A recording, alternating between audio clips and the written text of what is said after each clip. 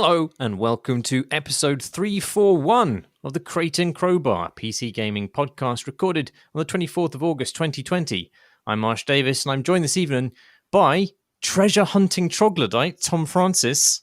Hello. And grotto grubber Graham Smith. Hello.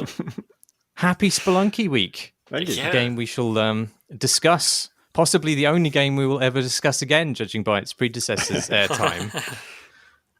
But only after we've talked about the very exciting news this week, possibly alarming news, that Bethesda, or rather its parent company, ZeniMax Media, was acquired by Microsoft for a huge sum of money. What do you make of that? I think Probably it's bad. Yeah, that's what I was going to say. I was actually thinking, like, maybe 2 weeks ago, like, I bet Microsoft really want to buy Bethesda. Really? Yeah, because you look at their slate of games, and they've mostly bought mid-tier studios over the last 2 years. Like Ninja Theory, NXL, Obsidian, Double Fine, all these studios they announced the purchase of over the last couple of years. Whereas you compare that to Sony, who obviously go for just prestige everything.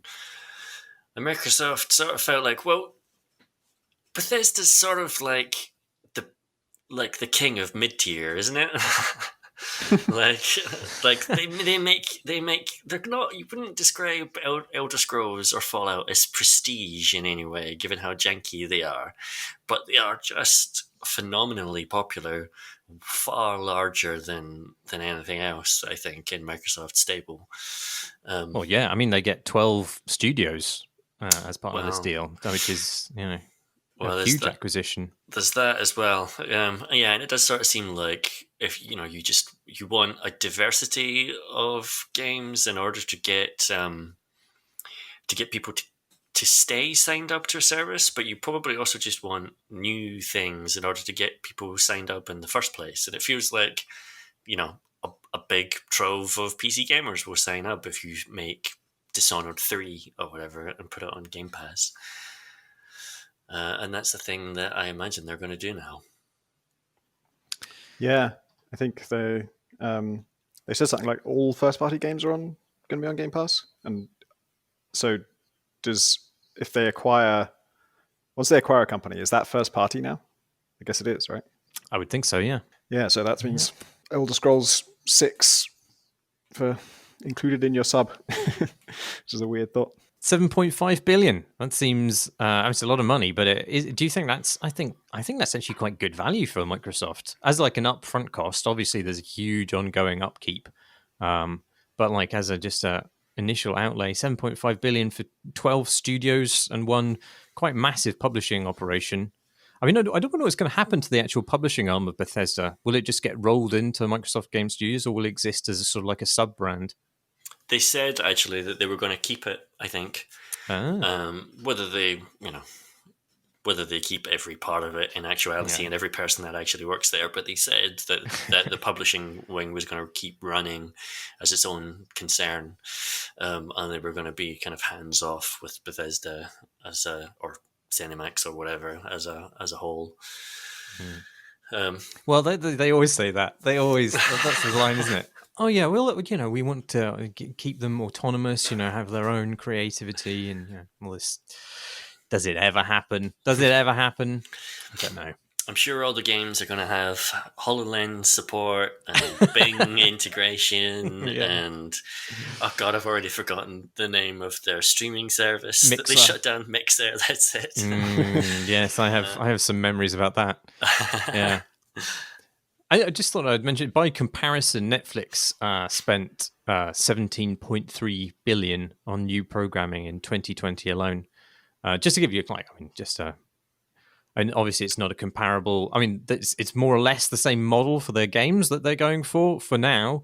But I mean, it's a different end game, I think, for Microsoft. Netflix just wants to sell telly, whereas Microsoft it's not just about being the Netflix of games for them. It's about onboarding people into their universal authentication and commerce system, and forcing you to imbibe their product multiverse. so that they can be in every part of your lives, and hopefully gambling that the US government will not hit them with another antitrust lawsuit, which they probably will richly deserve. Well, I was looking this up, and I think Netflix currently have around 21 billion in debt. And that seems like a major difference as well, because Microsoft I think they paid in cash for Bethesda. I think their current market cap is something like 1.5 trillion.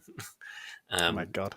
Yeah, this is the thing. It's not really when Microsoft spends money, it's not so that they then get that money back straight away. Like, I mean, this is the difference between Netflix and Microsoft's model. Is Netflix apparently they amortize their spending over a period of 4 years. So whatever they spend on a program, they earn it back apparently in about 4 years' time. Now, over time, apparently that period in time in which they earn their money back is getting longer and longer, and they're spending more and more, which is worrying for Netflix's future business model.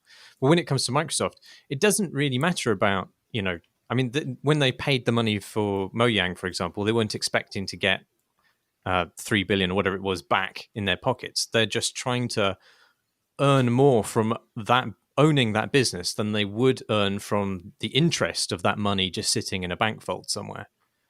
And then that still makes good business sense. Right. Because it's still worth that money. They could potentially sell it as well. Exactly. Yeah. Yeah. Yeah, I hadn't thought about it like that. But I worry about it. I think I mean, in the short term, everybody seems really positive about Games Pass, and it is ridiculous value because it's a huge loss leader for Microsoft. But I think ultimately it'll be good for nobody but Microsoft. Surely, I mean, I mean, their plan must be to secure this audience and then starve anyone outside of their ecosystem, whether that's competitor, developer, or customer. And then when they have a sufficient lead, then there'll be no business incentive for them to continue providing that good value to their customers or even to their developers and business partners. And that's not like because Microsoft specifically is evil, and it's not a unique dig at Microsoft, although I have plenty of those. It's just that's how monopolies work. I mean, I don't see another end game for this, which is of benefit to the industry or customers more widely in like 5, 10, 15 years. Maybe I'm wrong though. It's also even aside from Game Pass, isn't consolidation just bad for creativity and risk taking? Like, everyone on Twitter was sort of cheering at the prospect that now Bethesda and Obsidian are both owned by Microsoft, and so maybe for some reason Obsidian could now do Fallout New Vegas 2. And like, Obsidian just released Grounded and The Outer Worlds, both of which are their own new IP. And if I worked there and the people of the internet were like chanting for us to go back and work on someone else's license, I don't know. It feels like the internet chanting to lower me into a vat of acid. Like, surely the work for hire, other people's IP thing was the thing that we had to do in order to get to a point of financial independence, so that we could pursue our own exciting projects rather than just make other people's things. And like, the nightmare scenario is surely that you get turned into a Fallout factory, and then that's it. That's all you're ever going to do from now on. Well, I don't know that any acquired... I mean, have there been any long-lived acquired studio in this way which has really retained its identity and remained a happy place? Like, I don't know that that's happened in the history of the games industry. And it's like, I mean, and again, not to specifically pick on Microsoft here, but like, acquisition of this sort is always extremely tricky because you are... as a creative business, suddenly you're forced to incorporate the completely orthogonal business needs of the larger company into your creative process. And this is a specific problem for Microsoft because Microsoft is like fucking huge in comparison to nearly any other operation. And so it has just a huge diversity of business interests. And when you're part of that ecosystem, suddenly you find that all of these diverse business interests may see you as a way of making them look better at their job. And so, and this can work in good ways and bad ways. I mean, Microsoft has huge resources and technologies that can then be put at the acquired company's disposal. Like, like a lot of, I imagine they'll all start using Azure cloud, whatever it is, at a reduced rate, and that part of the process will be smoother to them. But as you mentioned earlier, there's lots of frankly disastrous projects at Microsoft as well, like Mixer, and there are no shortage of fairly desperate middle managers who will try and make you suck those down as part of their doomed attempt to resuscitate them. And I don't know. I mean, as being sort of like in the center of that, it's more or less impossible, just from a time management sanity perspective, to assess which of those parts of Microsoft to adopt or resist, as your mid project. And the result is that just more and more of your time is spent trying to stop people from constantly changing your plans, rather than just enacting those plans. And that, I think, that can turn into hostility and demoralization and so forth. And again, that's just generally how acquired game developers seem to go, not specifically at Microsoft. Although I think Microsoft does have more of a problem with like having a very rapid turnover in its this sort of tier of middle managers who don't have really any incentives other than to further the business interests of their own little fiefdom within the company and then move on. And that, I think there's a sort of epidemic, or there was at least an epidemic of short-term thinking at Microsoft, which causes a huge, exhausting number of political battles, which then have quite devastating medium or long-term consequences that those responsible never have to face because they, made a graph look good and got a promotion. But yeah, I mean, it's not all unique to Microsoft. Those are just, and there's lots of brilliant people who work there too. I just think when you get a business of a certain size eating others, then these problems become quite pronounced. So enjoy that, Bethesda. You almost make it sound preferable to be bought by EA, because at least they're just a games company and they're not going to force quite so many other technologies and initiatives into your project. Yeah. Well, it depends. I mean, I think the Microsoft Games group is quite powerful as a group within Microsoft now, so it can probably resist certain things. But there's still going to be pressure for you to, just as a team, start using the Microsoft's various productivity software, and you've got to switch to their email system. You suddenly got to switch to Microsoft Teams, which was Skype for Business in my day, which was an absolute piece of shit. Never worked, and just suddenly adopting their sort of ecosystem of tools by itself is a huge kind of drain on your resources as a kind of creative studio. So there's all these kind of problems to handle. I think Bethesda's probably got enough clout that it can fight its own corner for at least a while. My company is slowly transitioning us away from the Google suite of tools towards Microsoft Office 365 and Microsoft Outlook and Teams and so on. So it's not just by joining Microsoft that you get sucked into their ecosystem, unfortunately. Of course, yeah. So cool times. You've been in caves. Tell me about the caves. I haven't been. I have been playing Spelunky 2. I don't have a PS4, but you have. I do. Yeah.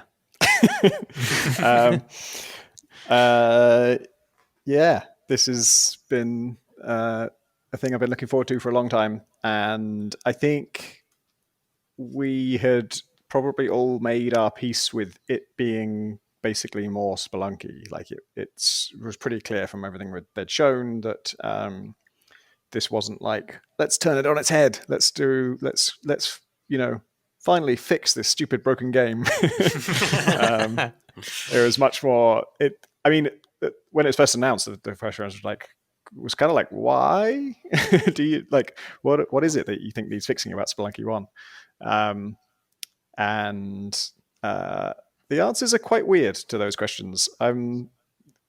quite surprised by some of the things they fix. And my overall impression is basically that it definitely feels like it's built for people who had got to the point where they found Spelunky 1 boringly easy. Like they just internalized everything and it was trivial, and Spelunky 2 tries to at every turn like shake you out of that and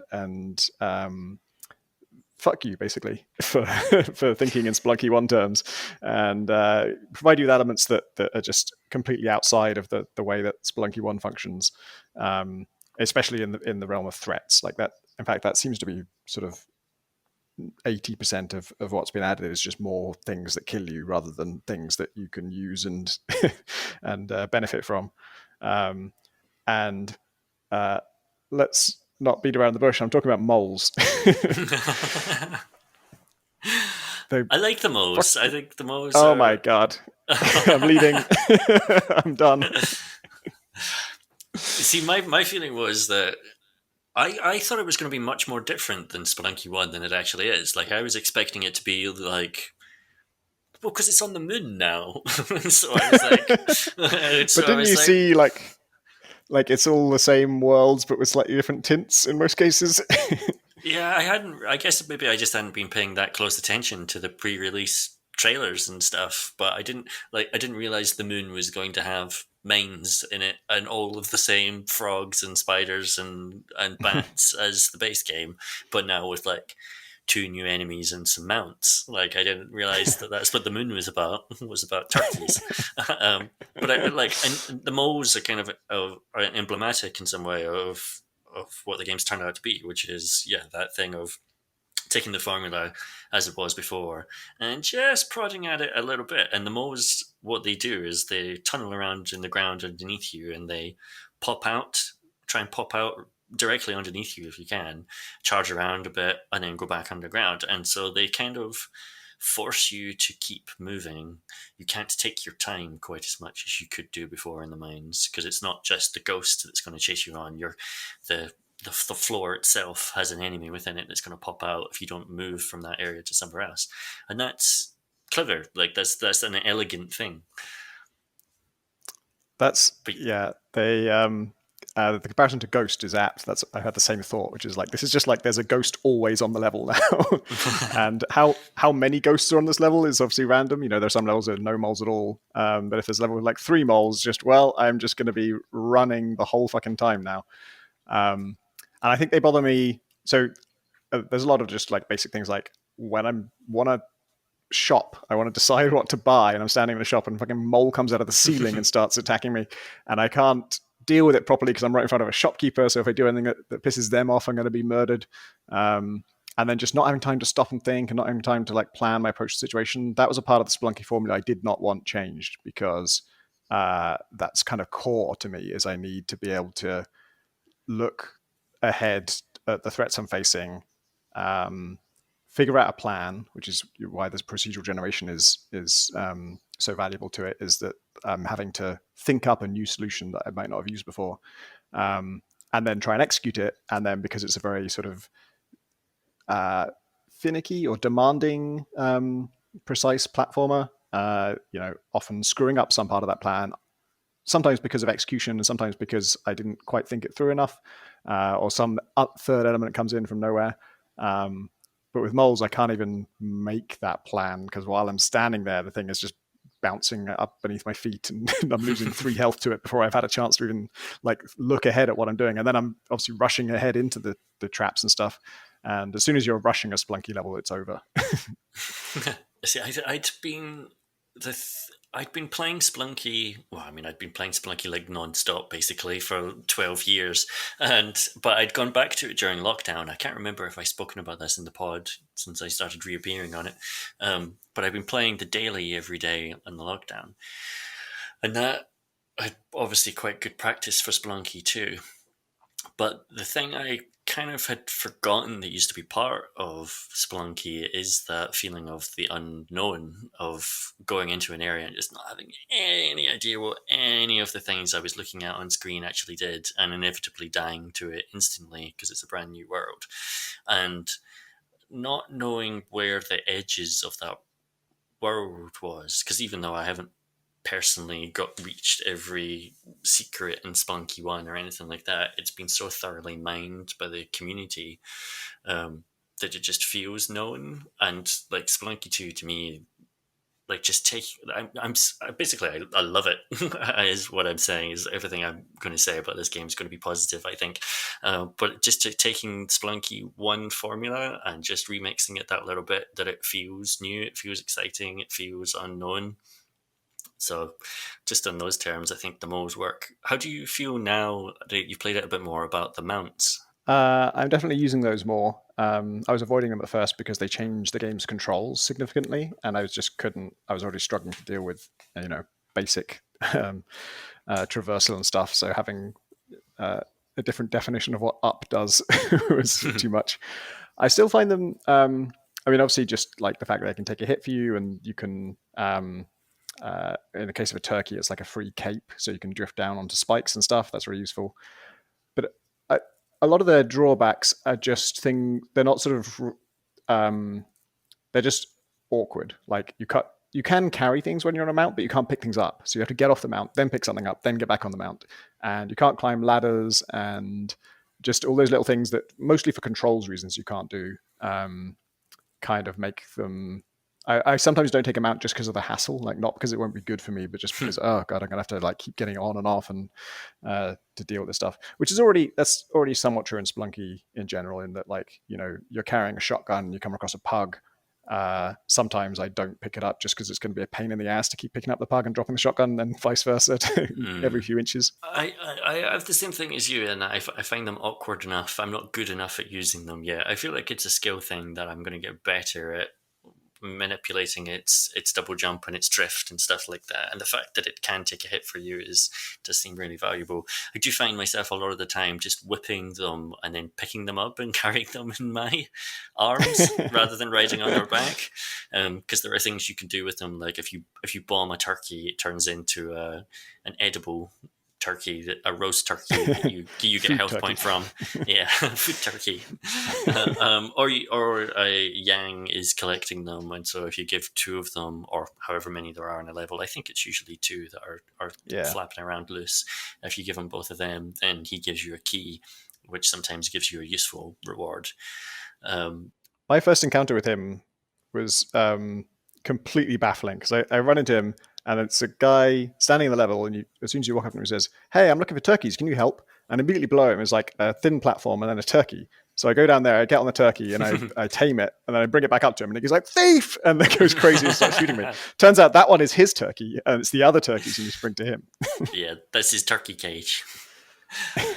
It's also the first time I didn't realize the treasure that he gives that is in his little cage or whatever is different every time. And so the first time he was just like, "Oh, can you help me collect my turkeys?" And I did that, and he gave me a key, and it was just a guy that was inside. That was his treasure. It was just one of the people. And I was like, "That's disturbing." This is what you call your treasure? And like, Doesn't he say something like "help yourself to my treasure" or something? Yeah. Which is really dodgy in context. Just half-naked man inside. The helping hands are more useful now than they were in Spelunky 1. Like in Spelunky 1, I would just avoid them or immediately kill them, because otherwise they were going to kill me. Now they sometimes do still kill me, but they are much better at navigating the world and dealing with threats now, which is cool. The downside, though, is that the shopkeepers are also much better. Shopkeepers can climb ladders now and climb ropes that you place and stuff like that. Oh, yes. Yeah, so they're much better at just hunting you down, essentially. They're still not 100% perfect at it or anything, but I've run afoul of that a few times. I haven't intentionally robbed any shops in Spelunky 2. I've done it by accident sometimes, and sometimes it's just happened. Like someone else has caused some kind of issue, and I'm on the hook for it again. I do love the continuing vein of environmental storytelling, like dynamically generated environmental storytelling, where you just like in the jungle come across like a pitcher plant going back and forth, and next to it is a 4-leaf clover. And if you know enough about the jungle, oh, there was a leprechaun here at one point, and now it's inside the pitcher plant, because that's what they drop. I was thinking of that because that also happened with a shop. I'm not sure what the sort of general term for them are, but the sort of challenge shops where you pay to go into like a back room and then mine out as much as you can with a pickaxe, or there's another one about lighting torches. And I came across one of those where the lady who runs that challenge thing was dead on the ground, and there were across from her there were these like a bunch of objects layered on top of each other, and they're kind of blue and green. And I thought I recognized the blue as being part of the like arrows that you get with a bow. You can get like a crossbow now, and that fires like it comes with a certain kind of arrow that's different to a dart trap arrow. And it was that, but the tip was green, and I think they are poison arrows. I think that lady has a bow with poison arrows. So now I'm kind of curious to actually thinking about it. Her bow wasn't there. I wonder why her bow wasn't there. Because something killed her, and she also fired some arrows at it, and I guess the arrows didn't hit because they were intact and on the ground. Maybe it was like if there was a humanoid, like a caveman or something, that were just because they pick things up now, right? They just pick whatever they find up. Yeah, that is cool that you've just come across a caveman carrying a pug sometimes, just walking around. And they'll ride turkeys too. There's I don't want to spoil too much about the later levels or anything like that, but there is an enemy later on which can have crates on its back, including explosive crates. And I have died to that many times. But I have tried robbing the shopkeepers a couple of times. And the thing that I've discovered, which is the world's most heartbreaking thing, is that if you throw a bomb in to a shop that has a jetpack inside, which is obviously the greatest reason to rob any shop, but if it's got a jetpack, bombs can destroy jetpacks now. Oh no. I thought you were going to say something about like the poor shopkeeper you're murdering, or something about his like backstory. No, it's where you successfully murder him and survive. And you're like, yes, I did it. And you go in and all the other items are there, but the jetpack's gone. And it's just because I guess jetpacks have fuel that is combustible. So that does make sense. That and a couple of the other sort of similar-ish items that are newly introduced for Spelunky 2 can all explode, essentially. Have you used the power pack? Yes. Does it just make you fire weapons faster? Is that the only thing it does? So for your whip, at least, it adds a fire effect to it, which means it's now like a real attack. You know, your whip is this weird fake attack normally where it can do damage, but only if the person's conscious at the time. And once they're unconscious, it can't do damage while they're asleep. But normal weapons can do that. Like a machete can damage someone who's unconscious. And with the fire whip, A, it does that. B, fire, you could, if you whip a turkey with that, you'll make it a cooked turkey. And in the jungle, there are more things that trigger off fire, as fire is especially useful in the jungle. And you can do things like relight torches and stuff like that. But it makes your bombs enormous. Like their blast radius is like more than doubled, I think. Just destroys a whole chunk of the level. And what I haven't done though is like I haven't had like a shotgun with it or a machete with it and seen, if it affects every weapon differently. So the only time I had it, I was carrying a shotgun, and so I never used my whip or my bombs. Nice. And as far as I can tell, it just increased my firing rate with the shotgun, so I could shoot more often, which was great. Like if that was the only thing it did, I was like, oh, sweet. But now I kind of wish I'd thrown a bomb or whipped something. Yeah, that'd be a nasty surprise the first time you do it, I guess. Like you place a bomb in some carefully calculated position and then realize it's going to be double the blast radius. Have you used the hover pack at all? Yeah, I did have that once.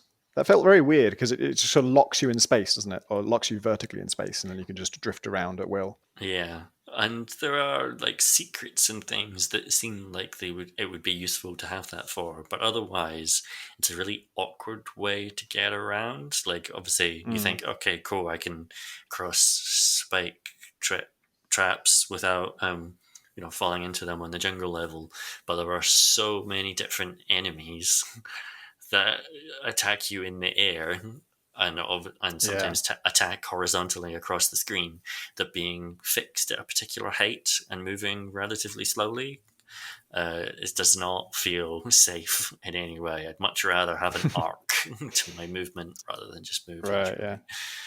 How do you feel about the branching worlds? Because that's one of the big differences. Is that like after World 1, you get to choose which World 2 you go to, and then that keeps happening at various intervals in the game. You sort of get to decide. How's that working out?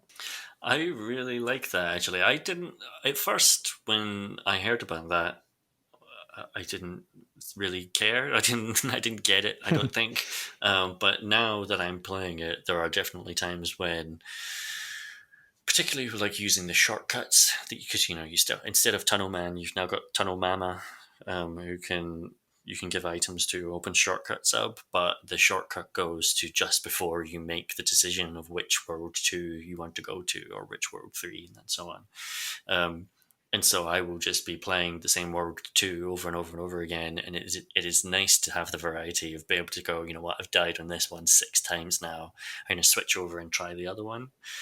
That makes a big difference. I really wish it would go a step further and sort of integrate that better into the general flow of dying and retrying.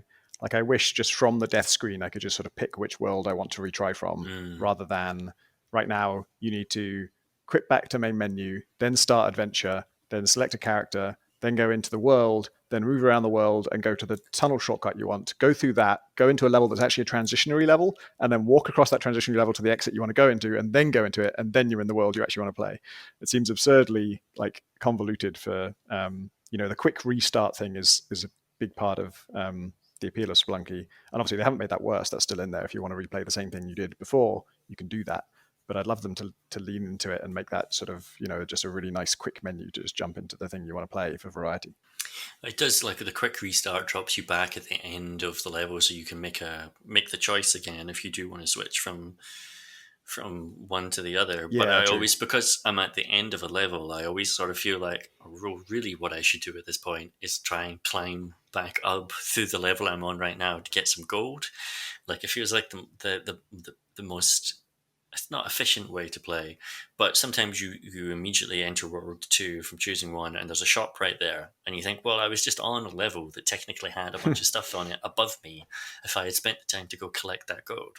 But that doesn't feel like a quick start at that point, because what I want to do is a quick start of World 2, not awkwardly try and get a bunch of stuff. So there's a kind of awkwardness to it. I'm less convinced or less happy with the world now being 2 layers, where there are doors that take you into a different space that is sort of behind the main level, but still part of the same level. So the timer remains the same, and if you take too long, a ghost is going to come. Like, can enemies use those doors? No, but they can be waiting directly outside one of those doors with no way for you to know that they're there as you exit from one side to the other. It does seem that you do get like a little grace period of invincibility when you come out of a door. So if you just sort of peg it to the right, then even if you touch some stuff in the way, it'll forgive you for that. But it's still pretty harsh at times. Yeah, I've had a couple of times where I've exited one of those doors and there's been like a mini boss and a bat directly outside, and I don't know in that situation how I would escape without taking some damage. It's strange. It's got some weird little rules to it, like the key in the chest in the mines. You could take the key through the doors, but you can't take the chest through the doors. So if you find the chest first, it's just sort of an extra level of inconvenience to get back up to it.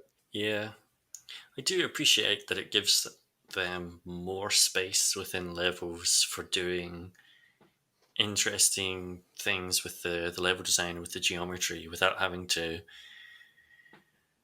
bury things underground, or I don't know, like I feel like it does give them flexibility, which is useful in some of the secret stuff that they've added, and stuff like the Moon Challenge and that sort of thing.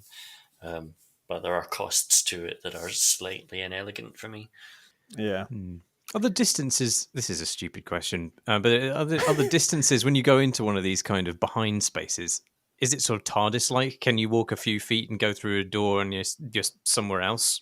Like the old kind of Super Mario 2. It's exactly the same. It's just the same space. Yeah, it's one-to-one. Right, okay.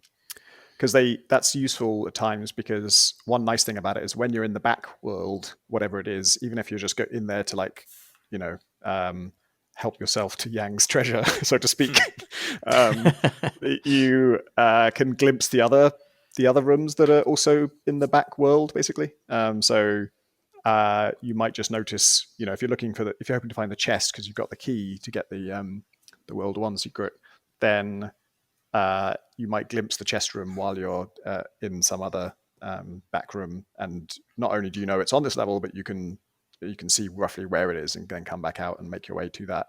And there's some cool stuff with, like, for instance, the black market is a back room now, and so it's possible to glimpse that when you're in the back of another level. And sort of, I haven't done this. Oh no, technically.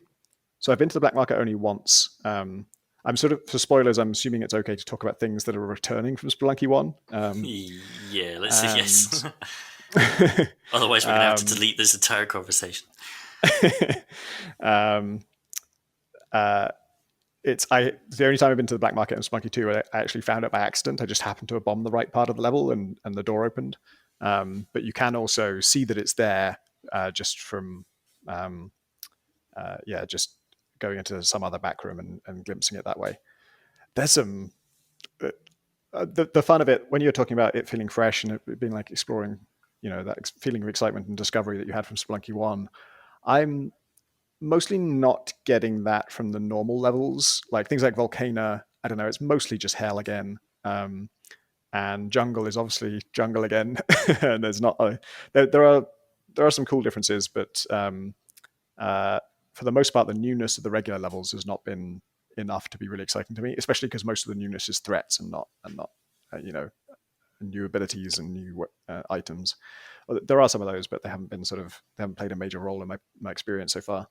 But the new secrets are definitely very exciting to me, and that's kind of my main quest, is just discovering those. I'm not really trying to get as far as I can in the game. Like, I have a shortcut to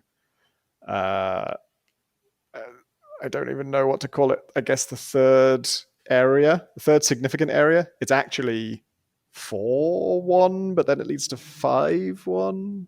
I don't know. The numbering is really weird because whole chapters are reserved for single levels and stuff.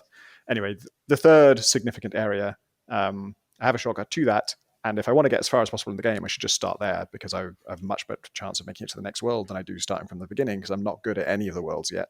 So really, a late world is not significantly harder to me than the early worlds, because they're all unfamiliar. And I could just be doing that to get as far as I can in the game. But actually, I'm more interested in, like, I glimpsed a secret in that world that there's no point in me starting there, because my theory about what I need for that secret depends on something earlier in the game. So I've got to start from the beginning. And I think part of the fun of that is sort of trying to theorize about the logic of it. Like, oh, I saw this item, and that item thematically has something to do with this other item. I bet if I brought it over here, there would be some interaction there. And I don't know what it is, and I don't know what it's going to lead to, but that's a theory I want to test now. And yeah, discovering that stuff is really cool. Figuring out that, again, I won't spoil anything specific. Just the fact that your Jet-Eye has a purpose in the other world too is really cool. And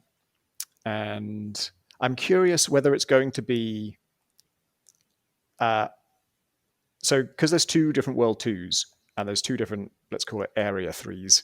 I wonder if the secret from world 2 is only of use in the returning world 3, and the secret from the new world 2 is only of use in the returning in the new world 3, if that makes any sense. Like, is it 2 distinct chains of secrets that all lead to each other, or can you crisscross? Like, can you do jungle world 2 and then do the new world 3, and would whatever you get from jungle world 2 have some relevance there as well, so that there's like different ways to combine these secrets? That would be really cool if that's true. I feel like it's probably going to be all of the above. Like, my sense is that this thing is just stuffed with secrets, and obviously there was a bunch in Spelunky 1, and enough that were difficult enough to discover that it took the community quite a long time to do some of them. But it feels like this game, being in part built for people who have just got really good at Spelunky 1, part of that is just giving them a ton of secrets that it's going to take a while for the community to even find or work out that they're there. I'm assuming there's going to be a bunch of stuff like based around particular items and carrying them from the beginning of the game to the end of the game, or to hard to reach places later in the game, and all this sort of stuff. Basically, I'm assuming it's packed with things that I'm never going to do myself. I'm just eventually going to cave and watch them on a stream somewhere. Yeah, that makes me wish that, because all the secrets I know about require you to start from World 1. I kind of wish there were 2 World 1s. Like, that's the only one that doesn't have an alternate version at the moment, and that's the one you're going to spend, probably 80% of my Spelunky 2 time is going to be spent in World 1, because you have to start there for any of these significant runs, and you're going to die a lot. And so you'll just be like, play a shitload of World 1. And so if you're going to have alternatives, it feels like that's the most important world to have an alternative for. As somebody who's not good at Spelunky 1, is this a game I should play at all? No. It seems like it's okay. Right. I don't think so, and that's kind of why I'm annoyed about the moles thing. Is it's such a harsh beginning? Like, it's the nastiest thing in all of Spelunky for me. Like, it's the most sort of aggressive, pressuring, hostile thing, and it's right there in World 1. And so I have friends who are like, "Oh, should I get into it?" And I'm like, honestly, I can't really recommend it, because it's just going to be so mean to you right from the off. And a lot of my friends who didn't get into Spelunky 1 tried it, and it was just kind of, it wasn't like it was never going to click for them. It was just a bit too harsh. It was just very unforgiving. And for those people, no, definitely don't play Spelunky 2. It's way harsher. I would say, I kind of disagree with Tom. I say give it a go. Like, I think the moles they do make it harder, but you can jump over them, and they don't move that Oh fast. shit! What? They don't move that fast. You can whip them as they run towards you. Can And you kill even them if with a whip?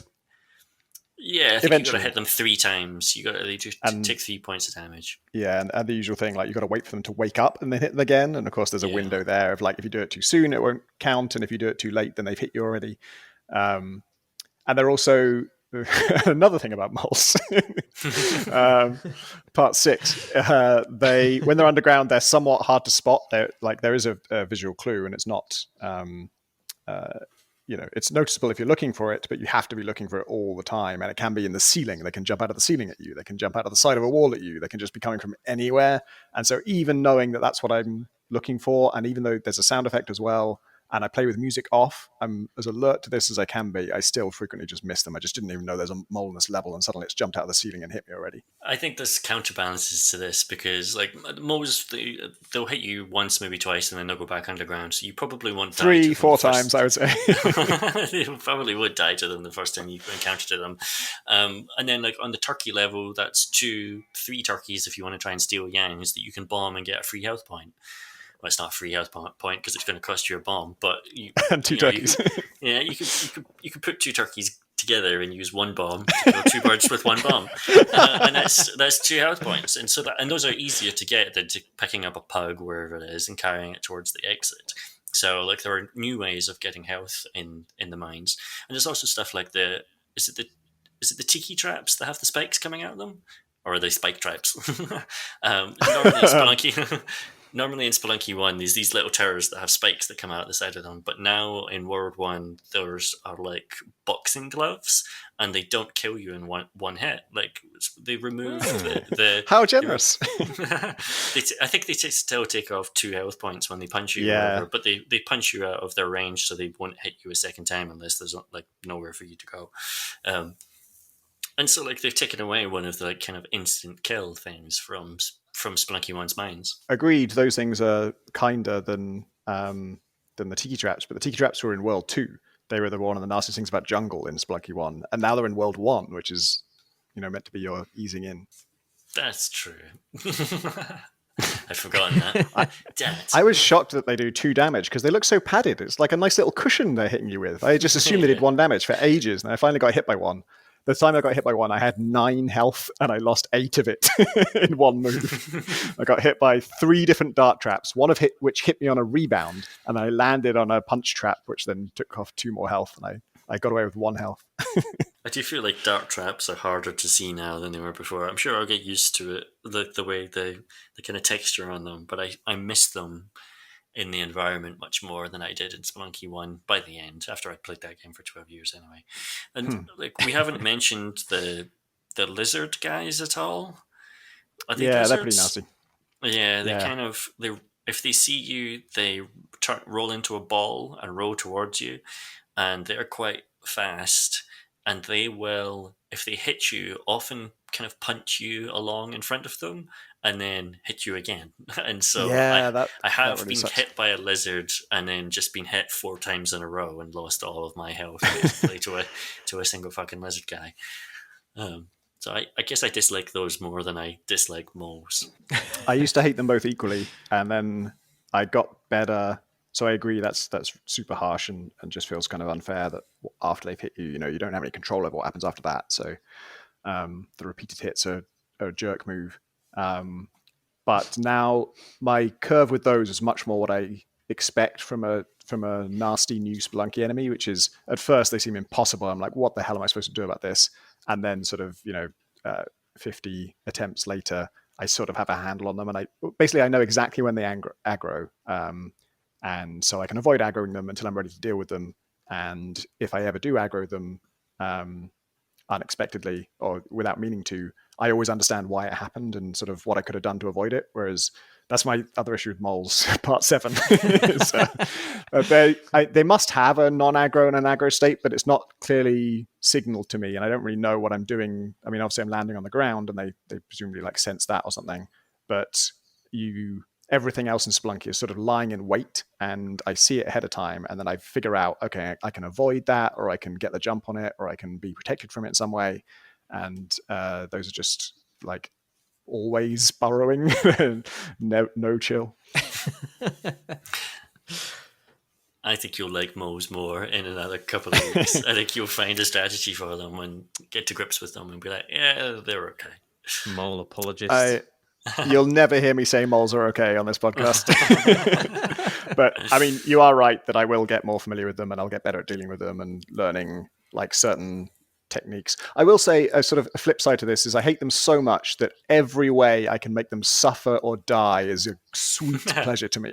Like I'll go so far out my way just to like bait them into like burrowing out of a wall in such a way that they just land in a pit of spikes. I'm much more aggravated by the new liquid physics, where it used to be really? that if you bombed something that contained liquid, whether it was water or lava, the liquids would sort of just vanish and lower down to the highest level of the walls around it, if that makes sense. Whereas now it just spreads around, and so on the fucking Volcana lava world, lava will just regularly spread about the place in such a way that there is no way for me to do anything other than jump into the lava and kill myself. And even if I manage to pull off like a really tricky jump and throw a rope into the air and then land back on safety, and now I've got this rope that I'm going to climb on. Oh no, wait, the lava has set the rope on fire. Oh and god, it just yeah. like a fuse, like a fuse just goes up in flames. And I'm like, oh, okay, great. So there's just literally nothing I can do from my position. And there are I can't say that because it's a spoiler, but basically there's lots of things in that level where you're going to destroy terrain, or there are creatures that are going to also spread the lava around in ways that it's really easy to end up getting killed by it. On top of the fact that there's fucking still the flame assholes that jump out of the lava and then walk around little blobs, so you still get those for a bit. I haven't played Volcano as much as you have, I think, because I've mostly been going jungle. And I did love the look of the physics. Like it's very satisfying to blow up a chunk of a lava pool and just watch it ooze out, because it's not fast water physics, it's lava, so it goes slowly and kind of drips over stuff. And that's very fun to watch and quite satisfying to just kind of wreck a level in that way. But yeah, it does kind of lead to some straight up impossible situations. If you throw a bomb into lava, does it detonate the second it hits the surface? Yes. Instantly explodes. That's also a problem. Yeah, gravity is a problem in general in Spelunky, obviously, but lava and gravity. When you're just walking, I've had a couple of instances where I'll just be walking along a surface, and somewhere above me, off screen, a lava thing will just come and fall on my head, basically. That sucks. And for reasons I don't know, because whatever caused that lava to spill out was maybe a thing I did a minute and a half previously, and it's just been slowly oozing its way out. Yeah. There's another world that has more water and uses fluid physics to play with that, and that is quite fun. There's sort of gates you can open, and that will, have the water pour out of one place and fill into another place, and you can keep pushing blocks around and opening and closing gates to try and kind of puzzle that out. I think it's not quite. It is cool, and I enjoy playing with it, but it feels to me like a couple of pre-made puzzles that are inserted into the procedural levels. It doesn't feel like it's sort of generating, novel water, emergent water puzzles through that, which would be cool if they could pull that off. But I can see why it's just tricky to make that happen. The thing I have in those water levels is I don't know where the exit is in them past a certain point. I don't know if that's me being dim, but I just keep. I mean, this is a fucking banal conversation to listen to because I'm not going to say what it is because it would be a spoiler. But I just keep dying at the same point because I can't find the way out of the level. It seems like the door is maybe hidden, maybe underwater. I don't know. I also can't answer that without spoiling what little I do know. We should do a spoiler cast at some point. Some things I wrote down that I like that are new. The ghost jar is really cool. The jar that when you break it, the ghost comes immediately, but it's got a diamond in it. And the ghost has got a diamond in it. No, sorry, the jar has got a diamond in it, and breaking the jar summons the ghost. Oh yeah, that makes much more sense. I don't know why I thought it was the other. And so, like the hubris trap they are laying for you is you see that at the start of the level and you think, okay, well, I don't want to break it now, but I could just pick it up and take it with me, and I'm sure it won't break anywhere along the way. Because I do know all of the reasons a jar can break. Like jars have been a thing in Spelunky for a long time. I'm intimately familiar with everything that does and doesn't break them, and so I know all the rules. And yet, yes, almost every time it breaks within like one floor, and I've got 75% of the level left, and the ghost is already here. I'm just like, oh shit! Why did I do this for $5,000? I do feel it's an extremely fragile jar. I feel like if you put it down from any height whatsoever, it will instantly smash. It's also like I don't think the helping hands will pick it up unless you've picked it up first. I think if you pick it up and set it down, maybe the helping hands will sometimes pick it up again. I've definitely had instances where it's ended up in the hands of a helping hand, and that is just like, at that point, you may as well just start running for the exit, because it's going to be seconds before they smash it. Yeah. It is nice that they can pick up gold for you now, though, so presumably he could pick up the diamond for you. That is true. I've noticed that if the helping hand picks up something that you want, like you want to get it off them, one way you can indicate that to them is you can just pick them up and they kind of get the hint and they put the thing down, which is really cute. Like, oh, I see. You're going to have this boomerang one way or the other, huh? They're much better at navigating now, but still on Volcana, they will just, like, sometimes I arrive on a level and I've got two helping hands with me, and then 6 seconds later, both of them have just jumped directly to the lava and died. They do not deal well with Volcana. Another freaky thing they do is, and this is a classic AI thing, where like what they're doing makes perfect sense, but a human normally wouldn't do it, which is that, the mantra of like always carry something in Spelunky still applies here. And they will try and follow that. They almost, as soon as they see a skull, they pick up a skull. They love to carry skulls. But the thing that they do that I typically don't do, even though I know I should be carrying something, is they'll pick up a corpse, like a tribesman corpse, and those are big, and they basically completely obscure the helping hand. And so instead, you've just got this like dead tribesman following you around and jumping around after you. It looks really freaky. The best is when they pick up their dead other helping hand, their dead friend. Oh no. They throw it at things. How do you feel about the camp, which is like what they now refer to actually I don't know what it was called before, but the kind of menu screen where you choose which tunnel to go down or whether to start on World 1, which now has the characters that you've rescued walking around on it, and it expands not just with the tunnels but with like bedrooms for them. It seems quite thin. Like, yes, it's not There's not a lot of content there. You can walk up to the people and you can press RB and they'll say a line of dialogue, usually just one line of dialogue that they'll then repeat forever. And none of the rooms that they sleep in have any, like, I don't know. I'm not. I don't really care because I'm not looking for environmental storytelling from Spelunky, really. But the bedrooms are all just the same, and like they all just look the same as each other. And so the fact that it adds more of them is like, okay, they've dug new rooms for themselves, but why? There doesn't seem to be any reason to actually go in those rooms and look at them, or at least not one that I've found so far. Yeah, I had the same reaction, which is like, oh, cool, they made it into like a home base, and there's all these people that have their bedrooms and all presumably unique bedrooms. Nope. Oh, well, presumably I can keep talking to them. They say different stuff. Nope. They all say the same. They say the same things they said last time, and it feels almost like a promise unfulfilled. Like, why sort of suggest you're going to do this if you're not going to go big with it? What I would like is if there was just a Last Supper style banquet table, and all the people you've rescued just get added to that, and it becomes like an increasingly, the table just keeps extending. As you rescue like 25 people. I would be up for that. I would be up for like some sort of, I don't know. It feels like there should be some sort of system where you can find items in the dungeon that you then send back to the overworld, and there's a kind of Oh like yeah, that'd be nice. decision making thing there where you're, like giving an item to Mamatano, means you don't have it for that run anymore, but it's going to help you later. There should be more choices like that, surely, to link these two. I was right. one thing that sort of eventually wore thin with Spelunky 1 for me was like, I need to know what I'm trying to do with this run. Like early on, you're trying to finish the game, and then eventually, once you know about Hell, you try and get to Hell and finish that.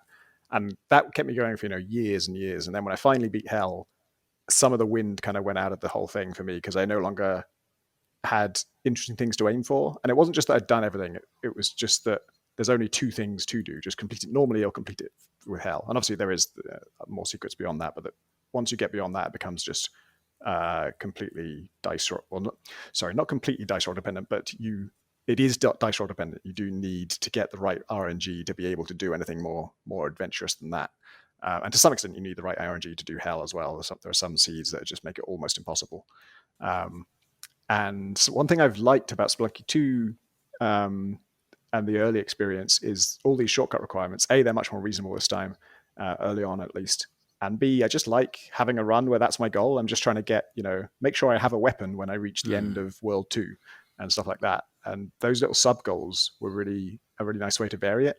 And I still have those because I haven't learned all the shortcuts now, but the next shortcut requirements are just absurd. They're just like things that are going to be an absolute hell to do. And yeah, I just like that, more of that in general. Just like give me little sub goals. Just try and in this life, try and eat 3 turkeys, or like bring this item to this world and stuff like that. Yeah, I feel like as I got more familiar with Spelunky 1, you kind of discover those sub goals as you go through, as you see what the RNG is giving you. So, like, if you stumble across the shortcut to the kind of alien level, then suddenly, well, now my sub goal is to go there, get to the top, blow up the guy, and get the plasma cannon or whatever that's at the top of that.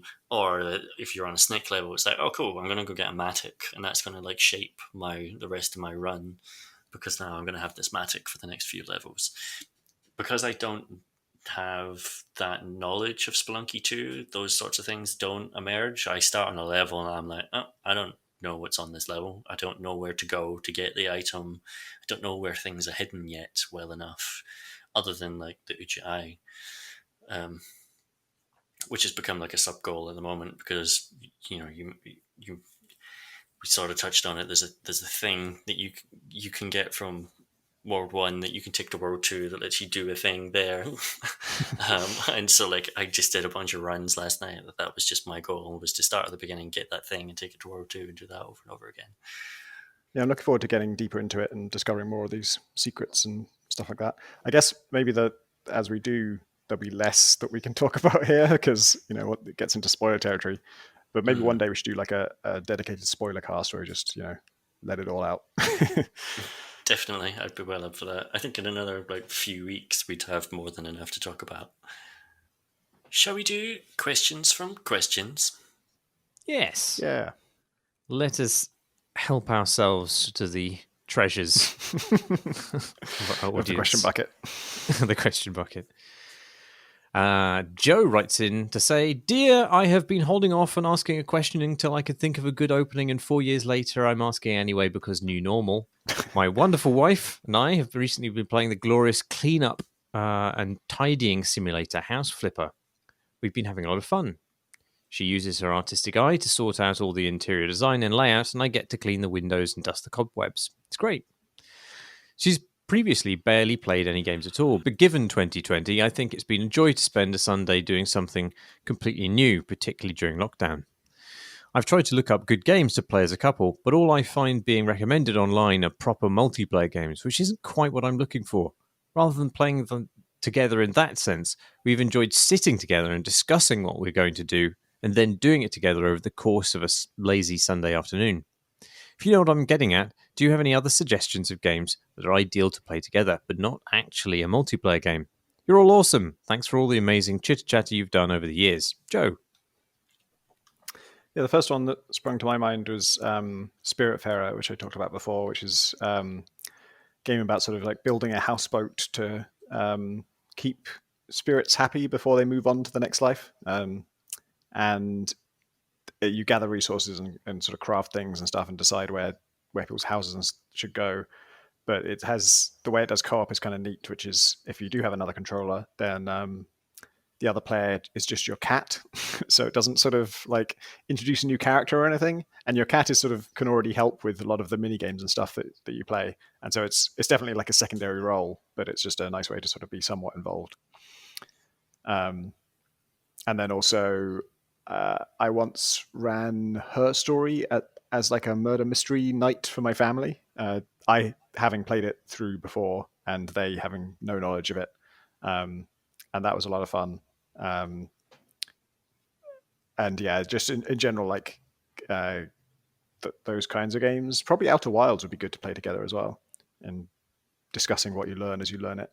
If it's interior design your partner likes, I would suggest The Sims, which is maybe the world's most obvious suggestion.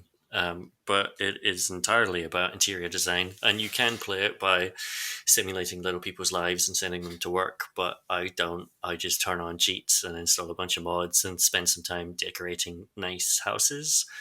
And that can be a relaxing thing to do alongside someone else, arguing over the wallpaper, much as you might do in your actual lives. Yeah, I think any information game would be a good call, as Tom says. I don't know. Although maybe there isn't the same sort of compartmentalization of responsibility that's possible in the House Flipper scenario. But I still think that sitting together and sort of, because any game that generates large numbers of physical real world notation where you're writing down names and trying to remember who's who, I think that could be more easily cracked with two brains and one controller than it could be one with one. So that could be nice. The Obra Dinn maybe, or any of the Frogwares Sherlock games, although they're a bit janky. Maybe those would be fun. I don't know. Emil writes, Dear Wrench and Keycard, a lot of stealth games have bank levels, which are quite often the best level in the game. I especially love Hitman 2's bank in New York and Deus Ex Mankind Divided's bank in Prague.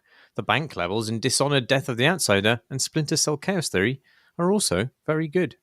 Why are bank levels so good? And which is your favourite? Cheers, Emil. I agree. And predictably. And yeah, when this topic came out with the first two, I thought of Mankind Divided and Dishonored Death of the Outsider. Mankind Divided I really liked because it's definitely the highlight of that whole game for me.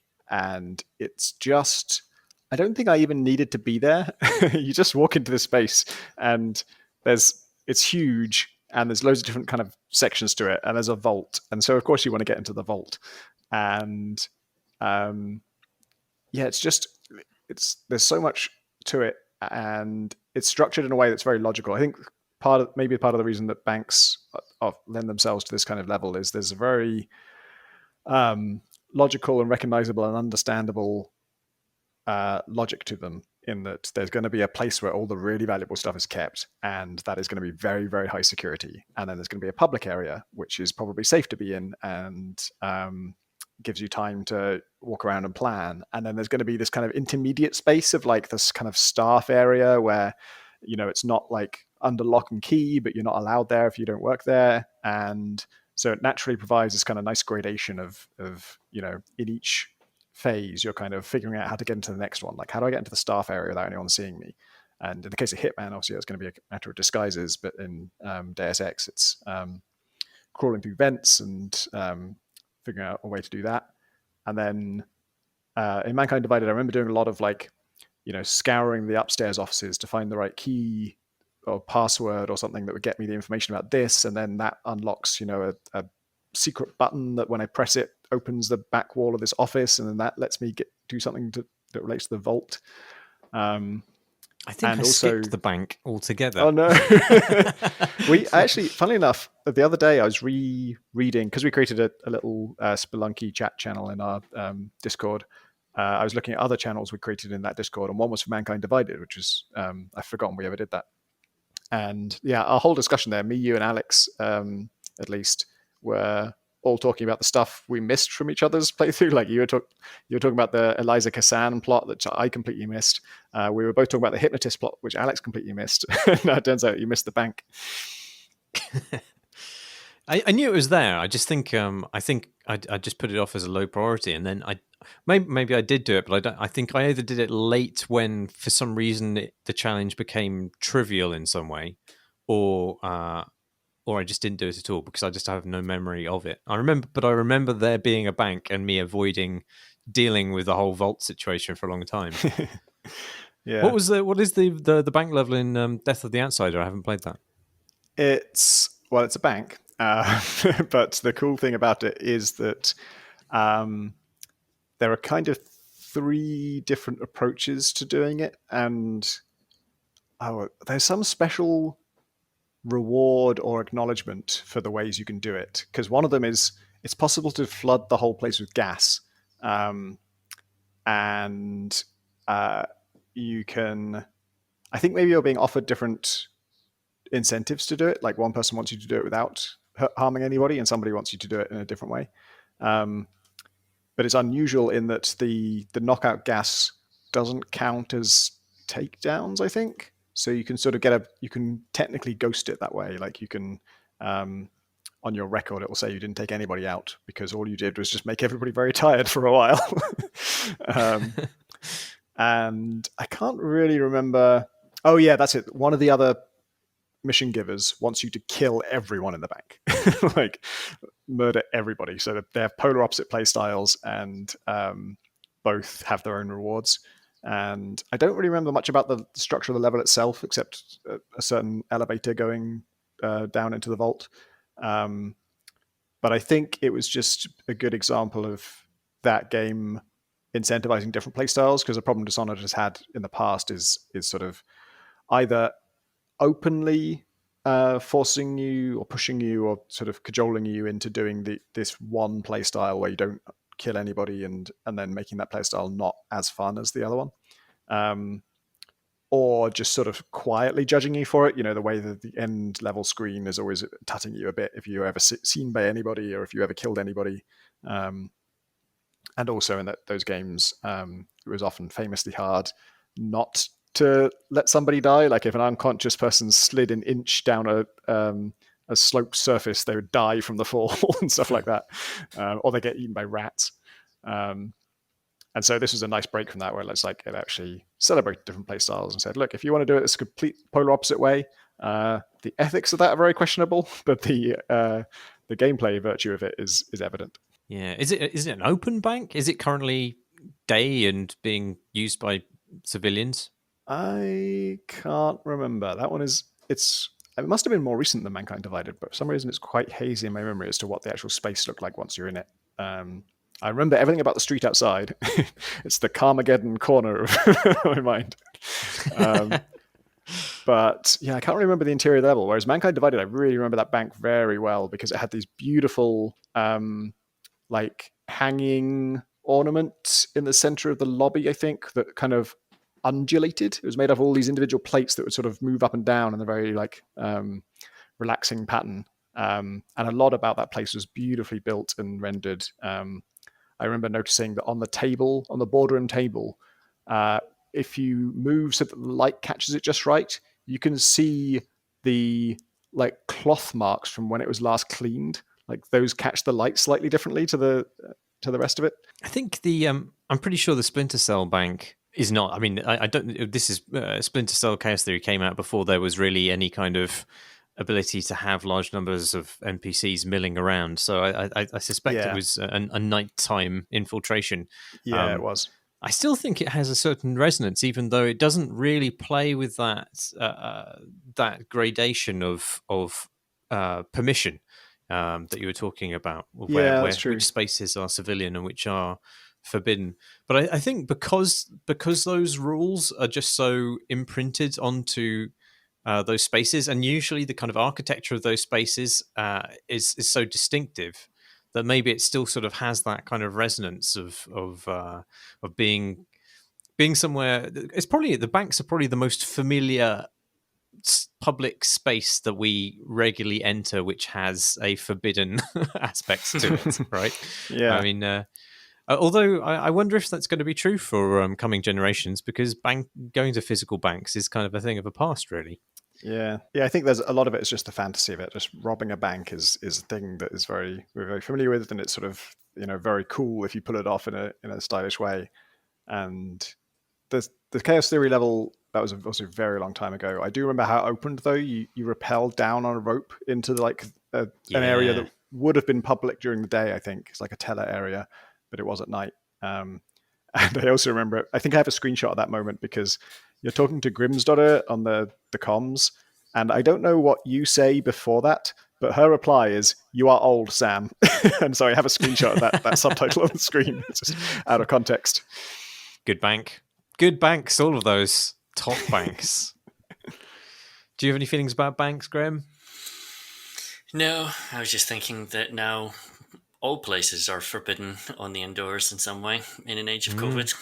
So it's drifting away. It was also like, I mean, I reviewed Deus Ex Mankind Divided, and like you left the bank till the last minute, at which point I just desperately wanted to complete the game so I could write the review by the deadline I had, and so the bank was just this fucking stressful nightmare of like running through it and trying, like, ignoring all the NPCs and the baddies and just trying to cheese it, and getting frustrated. And it was really just the worst experience I could have given myself for that bit of the game. Because I'd already done everything else at that point, and then it was just like this. I don't even think you need to get into the vault. I think there's just like something on a computer I needed to hack in order to do the very last bit of the game. Good game though. Well, those were all the questions that we have time for. If you'd like to send us a question, you can do so at questions@CratenCrowbar. You can tweet us at CratenCrowbar. All of these recordings are uploaded as videos to YouTube, and you can find other nonsense by us there. The address for that is youtube.com/CratenCrowbar. Our Patreon is patreon.com/CratenCrowbar. Thanks as always to our Patreon backers. And our Discord community, which is deeply wonderful, can be found via a link on our website, which is cratencrowbar.com. That is it. I've been Marsh Davis. I've been Tom Francis. And I've been Graham Smith. Fuck moles. Fuck moles indeed. I love moles. Thanks for listening, everybody.